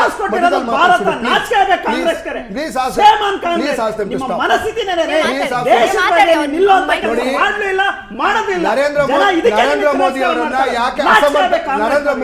ಯಾಕೆ ಅಸಮರ್ಥ ಪ್ರಧಾನಮಂತ್ರಿಗಳು ಅಂತ ಯಾಕಂತೀವಿ ಅಂದ್ರೆ, ನೆರೆಹೊರೆಯ ಯಾವುದೇ ರಾಷ್ಟ್ರಗಳ ಜೊತೆ ಅವರ ಸಂಬಂಧ ಸರಿಗಿಲ್ಲ. ಓಕೆ,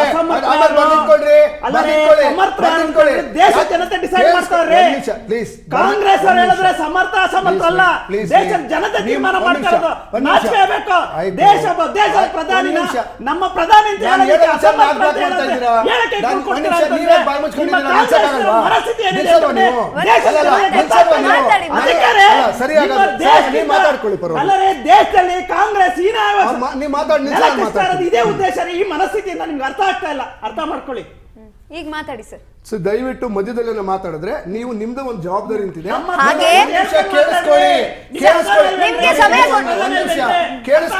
ಒಂದ್ ನಿಮಿಷ ಕೇಳಿಸ್ಕೊಳ್ಳಿ. ನಾನು ಯಾರ ಅವ್ರೊಬ್ರಿಗೆ ಮಾತ್ರ ಒಂದೇ ಒಂದು ಟಾಂಗ್ ಕೊಟ್ಟೆ ಅಷ್ಟೇನೆ, ಅದು ಬಿಟ್ಟು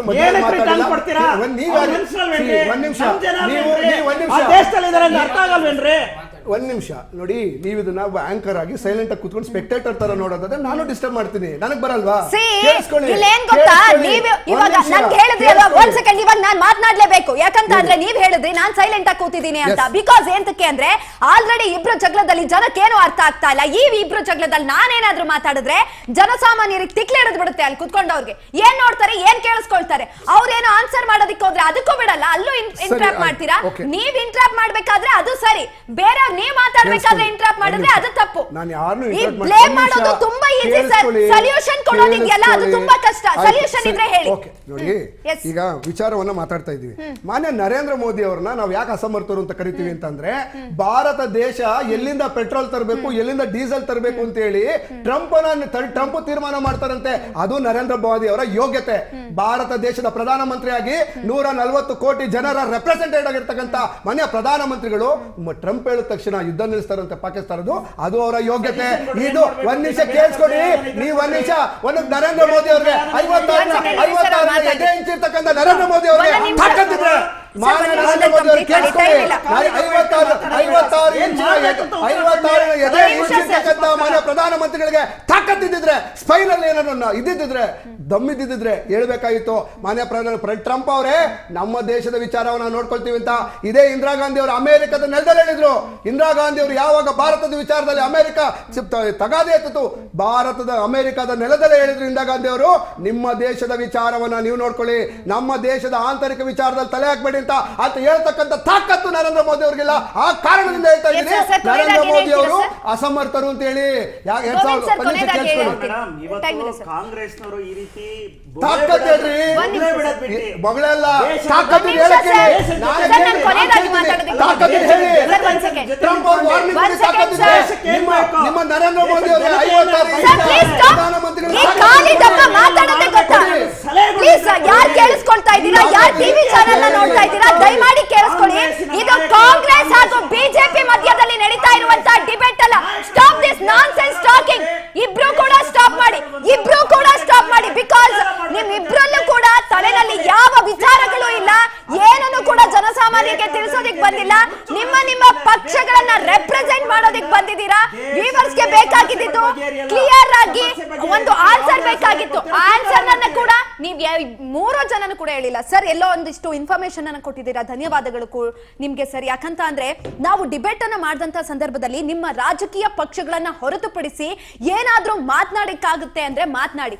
ಸುಮ್ನೆ ಇಂಟ್ರಾಪ್ ಮಾಡ್ಕೊಂಡು ಖಾಲಿ ಮಾತನಾಡಿದ್ರೆ ಜನಸಾಮಾನ್ಯರಿಗೆ ಏನೇನು ಅರ್ಥ ಆಗಲ್ಲ. ಇದು ಇವತ್ತಿನ ಡಿಬೇಟ್ ಅಲ್ಲಿ ನನ್ಗೆ ಅರ್ಥ ಆಗಿದ್ದಂಥದ್ದು. ತುಂಬಾ ಧನ್ಯವಾದಗಳು ಸರ್, ಸಾಕಷ್ಟು ವಿಚಾರಗಳನ್ನ ತಿಳಿಸ್ಕೊಟ್ರೆ. ಅದೇ ರೀತಿಯಾಗಿ ನಾನು ಮೂರು ಜನಕ್ಕೂ ಕೂಡ ಧನ್ಯವಾದಗಳನ್ನ ಹೇಳ್ತೀನಿ. Thank you so much. Raj News ನಲ್ಲಿ ಇದೇ ರೀತಿಯಾದಂತಹ ಡಿಬೇಟ್ಗಳು ಪ್ರಸಾರ ಆಗ್ತಾ ಇರುತ್ತೆ. ನೋಡ್ತಾ ಇರಿ ರಾಜ್ ನ್ಯೂಸ್ ಕನ್ನಡ, ಜನಸೇವೆಗೆ ನಾವು ಸದಾ ಸಿದ್ಧ.